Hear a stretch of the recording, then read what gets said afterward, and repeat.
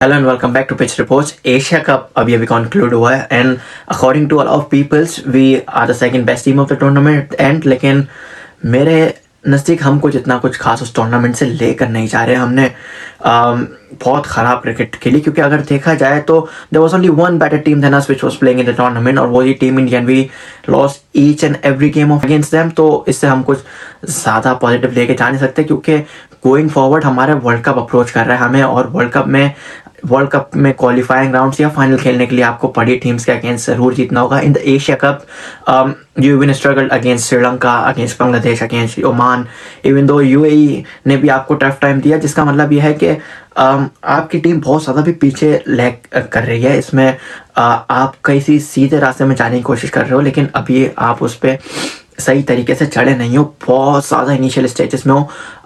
Batting was absolutely flop. Bowling ने bits and pieces में click करा। शाहीन लेटर टूर्नामेंट में बहुत अच्छे हो गए थे। हारिस रऊफ ने स्टार्ट ऑफ द टूर्नामेंट अच्छा परफॉर्म करा।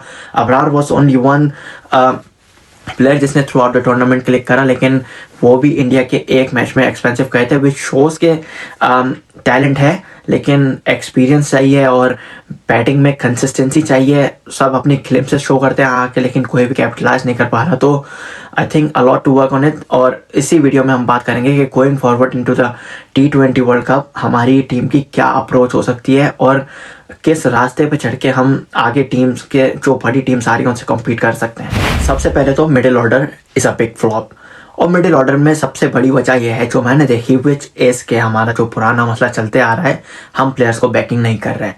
एक तो हमने ओपनर्स में भरी हुई है पूरी टीम, उसके बाद फिर जो एक आपको मिडिल ऑर्डर का बैट्समैन मिला हसन नवाज, उसको आपने जनरेशन टैलेंट कह दिया है, उसको आपने फ्यूचर ऑफ पाकिस्तान क्रिकेट कह दिया, अगले 10 साल में पाकिस्तान का सबसे बड़ा मैच विनर बना दिया, और फिर एक और दो फेलियर्स के बाद उसको टीम से ड्रॉप कर दिया। तो ऐसे आपकी टीम नहीं बनेगी। मिडिल ऑर्डर हमें दिख रहा है कितना ज़्यादा अनस्टेबल है हमारा, और T20 क्रिकेट में आपको एक ऐसा प्लेयर ही चाहिए होता है जो आपको 3-4 मैच में से एक आध मैच पर परफॉर्म कर दे, लेकिन जिस दिन वो चल गया उस दिन आपकी टीम मैच नहीं हारेगी, और हसन नवाज ने हमें वो करके दिखाया है द रीसेंट पास। सलमान लियागा प्रेस कॉन्फ्रेंस में कहते हैं कि these conditions were not suiting him, जिसकी वजह से हमने उनको बेंच कराया। तो आई डोंट थिंक कि ऐसे आप यंगस्टर्स को ग्रूम करते हैं क्योंकि इन्हीं कंडीशंस में उसने खेलना था, क्योंकि दूसरे जो खेल रहे थे वो भी कोई इतना खास परफॉर्म नहीं कर रहे थे। इसके अलावा जिन मैचेस में पाकिस्तान ने अच्छे स्कोर करे, या तो लोअर मिडिल ऑर्डर ने स्कोर करे थे या तो ओपनर्स ने स्कोर करे थे। Sahibzada Farhan was consistent through out the tournament. इतने अच्छे डच में नहीं लग रहे थे स्टार्ट में, लेकिन फिर भी रन स्कोर करके दे रहे थे पाकिस्तान क्रिकेट टीम को, जिसकी वजह से मिडिल ऑर्डर पे इतना प्रेशर नहीं आ रहा था। लेकिन अगेन कोलैप्सेस हो रहे थे, ना सलमान लियागा स्टेप अप कर रहे थे। हारिस को आप अगेन ज्यादती कर रहे हो उसके साथ, उस लड़के के साथ, इतनी छोटी एज में आप उसके नंबर चेंज करते रहना। एक बंदा बांग्लादेश में 100 लगा के आता है, प्लेयर ऑफ द सीरीज लेकर आता है, उसको आप ड्रॉप करके 6-7वें नंबर पे खिला दे। तो इवन 8वें नंबर पे भी किसी मैच में हमने देखने को मिला। उसके बाद ट्राई सीरीज में आपने उसके फेलियर्स देखे कि इस नंबर पे नहीं परफॉर्म कर रहा, आपने एशिया कप के पहले मैच में उसको 1 डाउन खिला दिया, there he got man of the match. उसके अगले मैच में फिर आपने उसकी पोजीशन चेंज कर दी, तो उसके अगले मैच में एक मैच खेला, फेलियर हुआ, उसके बाद आपने उसकी पोजीशन चेंज कर दी। तो इस तरह तो टीम नहीं बनेगी ना यार, आपको बैकिंग चाहिए होगी, और बैकिंग के साथ साथ आपको जो आपका टैलेंट पूल है उस पर भी थोड़ा इन्वेस्ट करना होगा। आपके पास बहुत बड़े बड़े टैलेंट्स मौजूद हैं अपने पीछे। आई एम नॉट सेइंग कि फुली ग्रूम्ड है, लेकिन ग्रूम करना आपका काम है। टैलेंटेड प्लेयर्स हैं आपके पास, इरफान खान न्याजी है, अब्दुल समद है। ये ऐसे बैट्समैन हैं जो अपने डे पे अकेले मैच ले जा सकते हैं सामने वाली टीम से। तो ऐसे यंगस्टर्स पे काम करना होगा हमें। और भी बहुत ज़्यादा बैट्समैन हैं, हसीबुल्ला वगैरह ने हमें ग्लिम्सेस दिखाए हमें अपने। उमैर बिन यूसुफ को आपने डेब्यू कराया, टीम से बाहर कर दिया। हसीबुल्ला को आपने डेब्यू कराया, टीम से बाहर कर दिया। तो बैकिंग चाहिए होगी, और फिर जो प्लेयर्स आपके प्लान में उनको आपको लेके चलना होगा, वरना वही बेटर है कि हम लोग पीछे चले जाएं, अपनी क्रिकेट को पीछे ले जाएं और फिर वो बाबर रिजवान को ही ले आए। क्योंकि जब आपने आगे मूव फॉरवर्ड करना ही नहीं है तो फिर वही अच्छे थे, वो 60 बॉलें खेल के 70 रन बना तो देते थे। यहाँ तो अभी हमें उसी चीज़ के रोने पड़े हुए हैं कि हमारी टीम में 70-100 पार कैसे करेगा। नसीम शाह के नीचे छक्के मार दे, शाहीन शाह के नीचे छक्के मार दे, तो हम 120 कहीं क्रॉस करें। तो मिडिल ऑर्डर में बहुत ज़्यादा इन्वेस्ट करने की ज़रूरत है, क्योंकि ऐसे नहीं चलेगा। एक तो फ्लोटिंग होती है, दूसरा होता है टीम को ख़राब करना। बहुत ज़्यादा चेंजेस करने से आपकी टीम सही नहीं रहती। पाकिस्तान क्रिकेट टीम फ्लोटिंग की जगह ओवर फ्लोटिंग करे, जिसकी वजह से बहुत ज़्यादा मसले आ रहे हैं। फ़खर किसी मैच में चौथे पे खेल रहे होते हैं, किसी में 5वें पे, किसी में वन डाउन, किसी में ओपनर। साइम अयूब को आपने वन डाउन प्लेयर बना दिया, जिसने कभी ज़िंदगी में ओपन नहीं करा। मेरे ख्याल से उसका बेहतर चॉइस ये थी कि साइम अयूब को आप बेंच कराते थे, क्योंकि आपके पास बेंच पे प्लेयर्स बैठे हुए थे। लेकिन वन डाउन करते ना, उसके कॉन्फिडेंस के लिए कितना ख़राब हो सकता है ये हमने देखा, क्योंकि वन डाउन आके भी उसने कुछ ज़्यादा स्कोर नहीं करा। और जहाँ तक ऐसा ओपनर फेल होने की बात है, तो Saim Ayub was failing playing shots. वो कोई ऐसा नहीं हो रहा था कि उसको बॉल समझ नहीं आ रही थी या कुछ नहीं हो रही थी, वो शॉट मार मार के आउट हो रहा था, वो कैच आउट हो रहा था। तो आई थिंक के बैड टाइम चल रहा था उसमें, उसको थोड़ा सा मेंटली रेस्ट देते तो वो अपनी उस चीज़ पे सोच समझ के आगे मैचेस में कमबैक कर सकता था। लेकिन अभी देखें माशाल्लाह से उसको मेंटल रेस्ट दिया तो टेस्ट क्रिकेट में ड्रॉप कर दिया basis on T20 I performances. तो ये तो हमारी क्रिकेट टीम का हाल है, और ऐसा हाल रहा तो मुझे नहीं लगता आगे कुछ पॉजिटिव होने वाला है इस टीम में। देखिए हम तो 19-20 साल के लड़के हैं, लेकिन हमने 19-20 साल में जितनी क्रिकेट देखी है ना, हम अपनी नॉलेज से भी ये बात जज कर सकते हैं कि पाकिस्तान क्रिकेट टीम का सिर्फ एक मसला है, वो है स्ट्राइक रोटेशन इन T20 क्रिकेट। छक्के भरपूर मार रहे हैं, चौके भरपूर मार रहे हैं, लेकिन सिंगल डबल कोई नहीं ले रहा, सिंगल्स नहीं निकाल रहे, डबल्स नहीं निकाल रहे। कन्वेंशनल क्रिकेट जो होती है उससे बहुत ज़्यादा दूर चले गए। तो पाकिस्तान क्रिकेट टीम को ये बात क्यों समझ में नहीं आ रही, मुझे समझ में नहीं आता, क्योंकि हमने थोड़ी बहुत क्रिकेट खेली हुई है, क्रिकेट की समझ बहुत ज़्यादा है, लेकिन ये चीज़ जो हेड ऑफ द क्रिकेट है उनको क्यों समझ में नहीं आ रही, ये हमारी थोड़ा दिमाग से बाहर जा रही है बात। क्योंकि इस तरह टीम नहीं चलेगी। अगर इस बात को आइडेंटिफाई कर लिया है तो I was hearing Shoaib Malik, और उन्होंने बताया कि जावेद मियांदाद ने एक दफ़ा टीम का कैंप लगाया था, और उसमें आप ये कर सकते हो, बेसिकली मैं उनकी बात को रिफ्रेश कर देता हूँ। उन्होंने ये बोला कि मैचेस खेले टीम ने इंटर स्क्वाड, और इस इंटर स्क्वाड मैचेस में आप बाउंड्रीज बंद कर दो, आप सिर्फ सिंगल डबल का गेम खेलो, और आप टारगेट 2 प्लेयर को, आपने एक ओवर में 10 रन स्कोर करने, एक ओवर में 12 रन स्कोर करने, लेकिन आप बाउंड्री नहीं मार सकते। जब आपके पास बाउंड्री का ऑप्शन ही नहीं होगा ना, जब प्लेयर्स देखेंगे कि हमारा सिंगल कहाँ से निकल सकता है, हमारा डबल कहाँ से निकल सकता है, और इस तरह आपकी स्ट्राइक रोटेशन बेहतर हो सकती है। इसके अलावा जो आपके मिडिल ऑर्डर के फिक्स बैट्समैन है ना, आपको उनको एक गिवन रोल देना होगा, क्योंकि इस तरह नहीं हो सकता कि कोई रोल हर मैच के हिसाब से आप प्लेयर का रोल चेंज कर रहे हो। तो वो भी अपनी क्रिकेट से इतना फ्लेक्सिबल हो जाएगा, और फिर उसको जो चीज़ डिलीवर करनी होगी वो नहीं कर पाएगा। ये पास में हम बाबर आजम के साथ देख चुके हैं कि हमने इतनी ज़्यादा उससे डिमांड रखी थी T20 क्रिकेट की कि वो ODI और टेस्ट में भी उस तरह का प्लेयर अब नहीं रहा। तो I think Pakistan cricket team को समझना होगा कि अभी हमारा इशू स्ट्राइक रोटेशन है, उस पर काम करें, और जो रोल्स हैं प्लेयर्स के वो आइडेंटिफाई कर दें, ताकि सबको ये पता हो कि अगले मैच में हम खेलने जा रहे हैं तो हमारा क्या रोल है, हम अपनी टीम को किस तरह हेल्प कर सकते हैं। जब ये रोल्स आप दे रहे होंगे तो उसमें पावर हिटिंग के रोल बहुत ज़्यादा आएंगे, और पावर हिटर्स आपके पास भरपूर है। एक बात तो मैं यहाँ से ज़रा, अगर मुझे किसी तरह भी ये बात पाकिस्तान क्रिकेट बोर्ड तक पहुँचा दें कि मुझे समझ में नहीं आता, जो बंदा 2-3 छक्के मार दे वो आपका टेल एंडर बन जाता है। आपने फ़खर के साथ ये करा T20 क्रिकेट में, आपने साहबजादा फरहान को ये करने की कोशिश करी, उसको 7वें नंबर पर बैटिंग कराया, आपने हारिस को अभी टेल एंडर बनाया हुआ है, आपने हसन नवाज को अभी जिस मैचेस में वो फेल हुआ है उस टाइम पे आपने टेल एंडर बनाया हुआ था। तो ये आपका मसला क्या है यार? दुनिया के जो डिस्ट्रक्टिव बैट्समैन है, अभिषेक शर्मा अगर हमारी टीम में खेल रहा होता ना, मैं आपको लिख के दे रहा हूँ, 7वें नंबर पर बैटिंग कर रहा होता वो। समझ से बाहर है कि सिस्टम चलाने वाले कौन है, उनको क्रिकेट की अकल ही नहीं है। अभी इंडिया के वैभव सूर्यवंशी ने ऑस्ट्रेलिया अंडर 19 के अगेंस्ट फास्ट 100 मारी है, और क्यों मारी है? क्योंकि उसको बैक कर रहे हैं, वो पावर प्ले में ही जाता है, वो ओपनर है, अपनी पोजीशन पे खेलता है। उसको ये नहीं बोला गया कि तुम छक्के अच्छे मार लेते हो, तुम आखिरी में आना जब हमारी टीम की कश्तियां डूब रही होंगी। ऐसा नहीं किया आपने। इफ्तिखार अहमद के साथ पास में ये करा, आपने आसिफ अली के साथ ये करा। आपको जो हिटर मिलता है आपने यही करते हैं।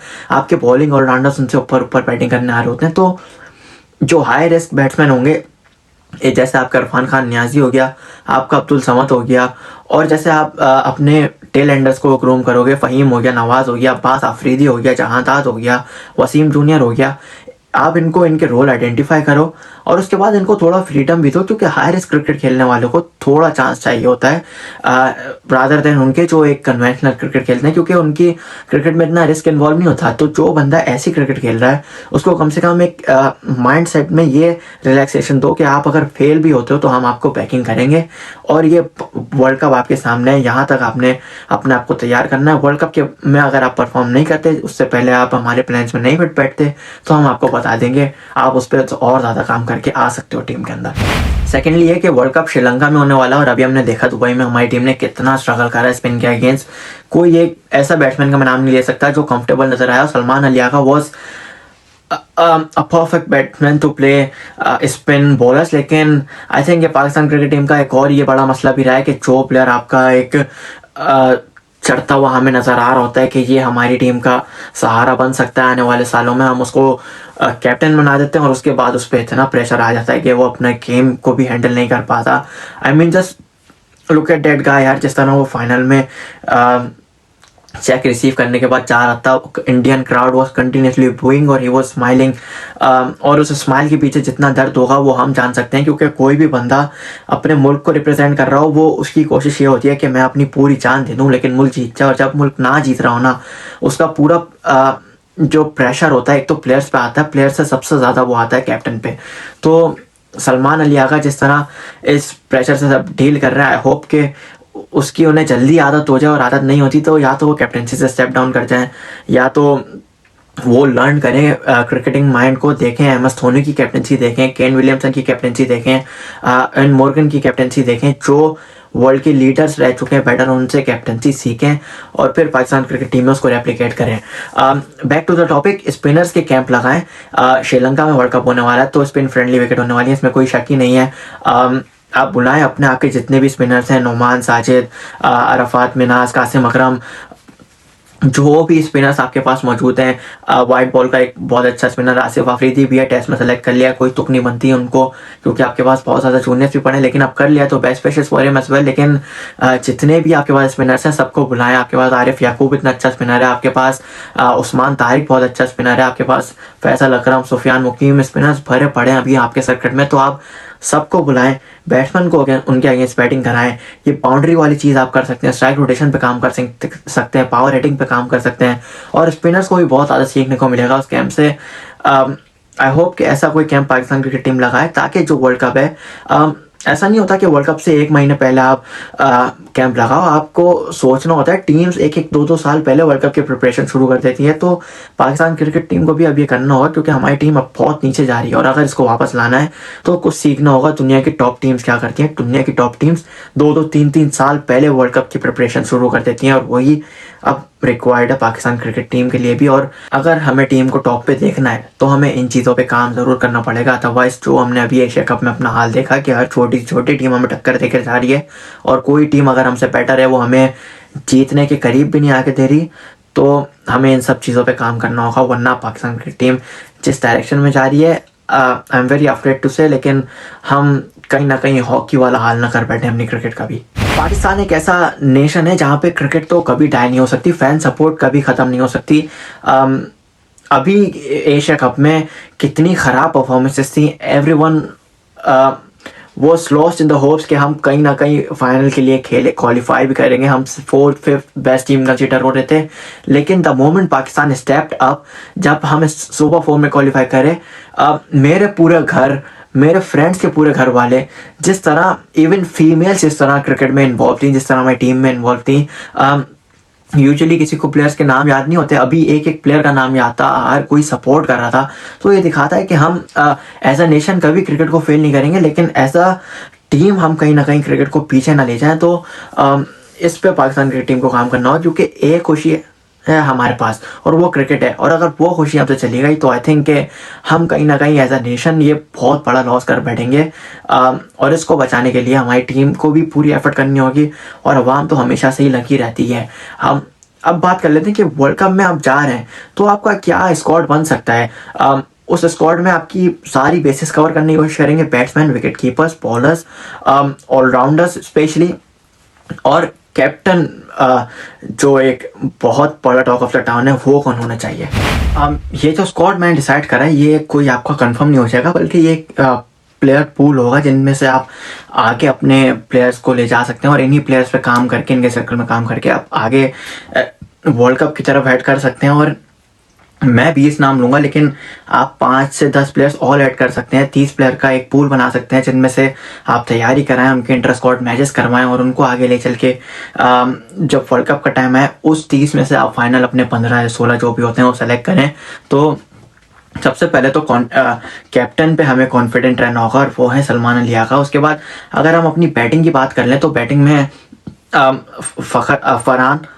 फ़खर ज़मान और साइम अयूब, ये 3 हमारे ओपनर्स हैं। और इन 3 में से मैं अभी भी कहता हूं कि किसी 2 को टीम में खेलना चाहिए। तीनों एक साथ टीम में खेलेंगे तो आपका पूरा का पूरा टीम स्ट्रक्चर, टीम कॉम्बिनेशन ख़राब हो जाएगा और आप कहीं नहीं रहेंगे। उसके बाद फिर बैट्समैन में आपके पास हसन नवाज आ जाएंगे, इरफान खान न्यासी और अब्दुल समद आ जाएंगे। Hasan Nawaz will be your confirmed number 4 number 5 player. इसको यहाँ से नहीं हिलाना आपने प्लीज़ वर्ल्ड कप तक। और इरफान खान न्याजी अब्दुल समद कैन बी और पावर हिटर, नीचे से इन पे आप लोग बहुत ज़्यादा काम कर सकते हैं क्योंकि जितना ज़्यादा पोटेंशियल इनमें। और अब्दुल समद ने तो जिस तरह की अभी परफॉर्मेंसेस दिखाई हैं ऑस्ट्रेलिया में टॉप एंड सीरीज़ में, तो आप उस पर अपना भी कॉन्फिडेंट थोड़ा शो कर सकते हो। इसके अलावा विकेट कीपर्स की अगर हम बात करें तो मोहम्मद हारिस हमारे मेन विकेट कीपर हो जाएंगे जिनका नंबर 3 स्लॉट फिक्स हो जाना चाहिए। इसको यहाँ से नहीं हिलाना चाहिए यार, क्योंकि वो बैट्समैन हमें पता है किस शॉट का है और जिस जगह वो जिस दिन वो खड़ा हो गया पावर प्ले में तो वो सामने टीम से सिंगल हैंडेडली मैच ले जाता है। इसके अलावा दूसरे विकेट कीपर में आप ख्वाजा नाफे या हसीबुल्ला में से किसी एक पे काम कर सकते हैं। I would go for Hasibullah क्योंकि एक्सपीरियंस बहुत ज़्यादा है, डोमेस्टिक में रन्स के अंबार बहुत ज़्यादा है, लेकिन ख्वाजा नाफे के टैलेंट को आप डिनाई नहीं कर सकते। दोनों को भी कैरी कर सकते हैं, लेकिन पाकिस्तान में ऐसा कोई रिवाज ही नहीं है कि 2-2 3-3 विकेट कीपर एक टीम में खेल रहे हो, बल्कि जबकि हम दुनिया की किसी भी और टीम की बात करें तो हर टीम में एटलीस्ट 2 कीपर्स हमें एक 11 में नजर आते हैं। इसके अलावा ऑलराउंडर्स की बात कर लें तो Shadab Khan will be coming back. आपके वाइस कैप्टन भी वही होंगे और क्या पता ऐसा कैप्टन ही टीम में वापस आ जाए। उसके अलावा मोहम्मद नवाज, फ़हीम अशरफ, अब्बास आफरीदी आपके आ गए ऑलराउंडर। वसीम जूनियर, ये एक ऐसा नाम है जिस पर आप बहुत ज़्यादा ज़्यादती कर रहे हो यार, तो वसीम के साथ थोड़ा ट्रस्ट करना होगा क्योंकि उससे अच्छी रिवर्स स्विंग, उससे अच्छी बॉलिंग और नीचे से आके पावर हिटिंग बहुत अच्छी कर सकता है वसीम। तो वसीम पे आपको थोड़ा ट्रस्ट शो करना होगा। Same goes for Abbas Afridi, इतना अच्छा डेब्यू, इतना अच्छा स्टार्ट ऑफ हिज करियर और उसके बाद आपने उसको out of no way drop कर दिया, तो ये चीज़ें पाकिस्तान क्रिकेट टीम में समझ में नहीं आती। बॉलर्स की बात कर लें तो बॉलर्स का पूल तो बहुत बड़ा हो सकता है, लेकिन मैं थोड़ा स्पेसिफिक नेम्स लूँगा जिसमें शाहीन जाफरीदी आ जाएंगे, हसन अली आ जाएंगे, सलमान मिर्ज़ा आ जाएंगे, आपके न्यू बॉल के बॉलर्स। हारिस रऊफ़ आपके मिडिल ओवर्स हो जाए तो ओवर्स के बॉलर आ जाएंगे, लेकिन काम बहुत करना होगा यार। हारिस रऊफ़ को जितना हो सकता है रेड बॉल खिलाओ इस टाइम में ताकि उसको अपनी जगह का पता चले, टप्पे का पता चले। He is our match winner, लेकिन इस तरह हमें बड़े मैचेस हरवाता रहेगा तो आई डोंट थिंक कि टीम में कोई जगह बनेगी हारिस रऊफ़ की। उसके बाद स्पिनर्स में अबरार हो गया, सुफियान हो गया, फैसल अकरम पे आप ट्रस्ट शो कर सकते हैं। इसके अलावा और भी बहुत ज़्यादा परफॉर्मेंस है डोमेस्टिक के जिनको आप कैरी फॉरवर्ड कर सकते हो इस वर्ल्ड कप के लिए। और यहाँ पे अगर आप इस तरह प्रिसाइज हो जाओगे अपने प्लान्स को लेके तो आई थिंक के चांसेस रहेंगे पाकिस्तान क्रिकेट टीम के कुछ अच्छा करने के, वरना आप इसी बात में घूम रहोगे कि हमें अभी तक अश्योरिटी नहीं होगी कि हमारे पास कौन सा टैलेंट पूल है, कहाँ से हमें प्लेयर लाने। एक चैंपियंस कप बनाया था जहाँ से हमें प्लेयर्स निकलने थे, लेकिन वो भी ख़त्म करवा दिया गया। तो आई होप कि एक क्लैरिटी के साथ जाएंगे और ये स्क्वाड एक, अगर ये ना भी होता अपना जो भी है एक 30 लड़कों का स्क्वाड बनाए उस पर काम करें। मेरे हिसाब से ये बेस्ट नेम्स थे आपकी कंट्री में अभी जो मौजूद हैं। इसके अलावा भी आपके पास कासिम अकरम, अरफात, मिनास, मेहरान, मुमताज़, बहुत तगड़े तगड़े ऑलराउंडर्स मौजूद हैं। तो टैलेंट भरपूर है, ग्रोमिंग आपका करना काम है, ग्रोमिंग करें और ये वर्ल्ड कप जो है ना ये हमें ला के दें, क्योंकि अभी जितनी रसवाई हो गई है पूरी दुनिया में, अभी तो कोई बात नहीं कर रहा क्योंकि वो ट्रॉफी वाली डिस्कशन ही अभी तक सारी हेडलाइंस में चल रही है। लेकिन अगर देखा जाए ऐसा क्रिकेट फैन ना, तो फेसबुक खोलता हूँ, इंस्टाग्राम खोलता हूँ, कोई भी सोशल मीडिया प्लेटफॉर्म खोलता हूँ तो रील्स आती हैं, वीडियोज़ आती हैं, पोस्ट आती हैं, तो मोबाइल चलाने का दिल नहीं चाहता, इतना दिल दुखता है अंदर से। अभी तक समझ में नहीं आता कि वो कैच कैसे छोड़ दिया इतना आसान, वो रनआउट में पता नहीं क्या कर दिया हारिस ने, हारिस रऊफ इतने ज़्यादा रन्स कैसे खा गया। तो as a cricket fan, as a Pakistan cricket fan हमारे लिए बहुत ज़्यादा मुश्किल है ये पीरियड। और मेरे ख्याल से जब तक ये वर्ल्ड कप नहीं हो जाता तो हमारे लिए ये टाइम गुजारना बहुत मुश्किल हो जाएगा। आई होप कि वीडियो पसंद आई हो, सजेशंस बहुत ज़्यादा अच्छी लगी हो आपको, और अगर आप भी कुछ ऐड करना चाहते हैं तो कमेंट सेक्शन में हमें बता सकते हैं ताकि आगे की वीडियोस में हम वो डिस्कस कर सकें। अगर वीडियो अच्छी लगी हो तो लाइक करिएगा, चैनल अच्छा लगता हो तो सब्सक्राइब करिएगा, आगे की वीडियोस भी आपके पास आती रहेंगी और पाकिस्तान की सीरीज़ से रिलेटेड भी बहुत ज़्यादा वीडियोस आएंगी, तो मिस आउट ना हो जाए इससे पहले सब्सक्राइब करके बेल आइकन से दबा दिएगा। Thank you.